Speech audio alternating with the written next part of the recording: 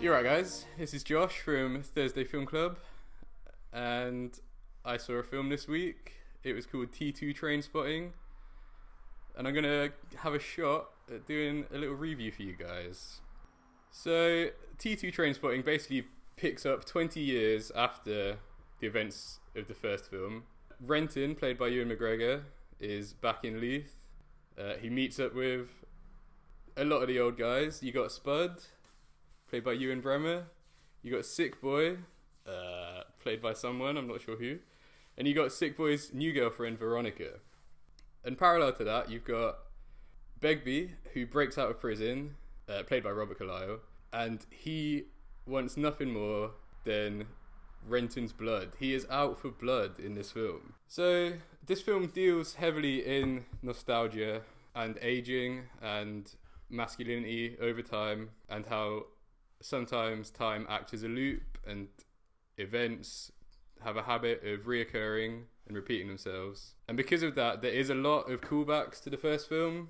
There's a lot of the same kind of images used, but it doesn't do this in a kind of pointless way like you'd get in something like Star Wars, where someone like C-3PO will suddenly pop into frame and remind the audience that they're watching a Star Wars film. Danny Boyle uses callbacks to the first film to flesh out the narrative of this film and flesh out the characters. For example, you've got the moment when Renton puts his arms up on the bonnet and he gives that like wild-eyed kind of junky smile. But it's not just this pointless thing, it's to show the audience that he feels alive and he feels the passion that he did back in his youth when he was on heroin. And along with that, you've got the soundtrack, which isn't necessarily quite as kind of potent as it was in the first film, but you've got returning songs like Lost for Life or Born Slippy, but they're kind of remixed and they're changed and they're kind of twisted like the characters are, and it works really well. And it really kind of reinforces this theme of dealing with the past and of growing, and the fact that you've changed but you're kind of the same and you make the same kind of stupid mistakes, but it means something different this time around. And performances in this film are solid across the board. Everyone is really kind of giving it their all. Standouts for me would be Robert Carlyle as Begbie. He is scary as fuck in this film. He's a fucking psychopath. And he's got that same kind of bulging eyes and the snarl, and there's just spit flying everywhere. And he's a scary fucking cunt.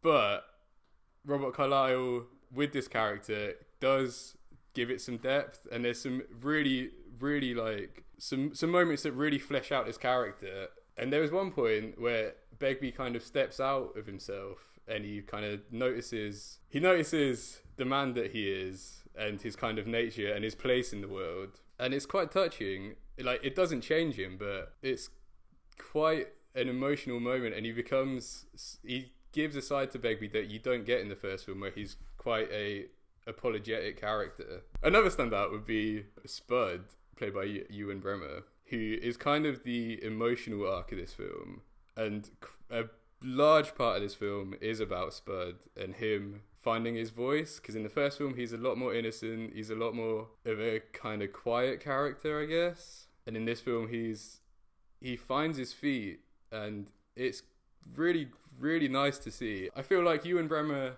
is perfect for this. Like, the way he looks is kind of this dopey guy, and it's great. I feel like this would be a good point for me to say that I'm not one of these people who worships the first film. I think I like it a lot, and I appreciate how it's a kind of cultural moment with British identity and especially Scottish identity. But I'm not one of these people who has it in their top 10 films. And I think that's kind of the best way to go into this, because I wasn't really scared that I was going to be disappointed with this. I wasn't expecting too much from it, and because of that I could just get straight into it. But there's definitely potential for a die-hard fan of the first film to be disappointed with this, because they're very different films, and the way Danny Boyle makes the world of this film is he uses very different techniques from the first film. There's not so much surrealism. This isn't the kind of world where Renton would disappear into a toilet, or There's the fucking exorcist baby climbing along the ceiling. This is a much cleaner kind of world and a much flashier kind of world and a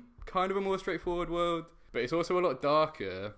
And a lot of this film takes place at night, and it is still very stylized, but that's kind of what you get from Danny Boyle. Sometimes it's a little bit too stylized, and I think it would have been good to kind of rein him in. For example, you get these moments where Danny Boyle will freeze a frame of a scene for about a second and then go back into it. And the first moment it happens is really nice, and it kind of solidifies the kind of emotion of the scene. But then he goes on to use it about 4 or 5 other times throughout the film, and sometimes it does shake you out of the immersion of the film. But yeah, like I say, it is still stylized, and a lot of the aesthetics of this film do work really nicely. You've got these scenes in kind of shady pubs or on the streets, and it's got a sort of noirish kind of feel to it with the lighting, and that coupled with the storyline of Begbie about kind of revenge and violence and crime, it does give a good portion of this film a very kind of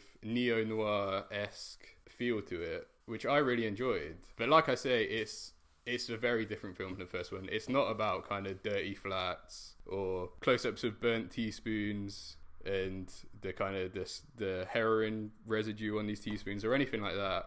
And if that's what you liked about the first film, you might be looking for it in this film and you might be disappointed.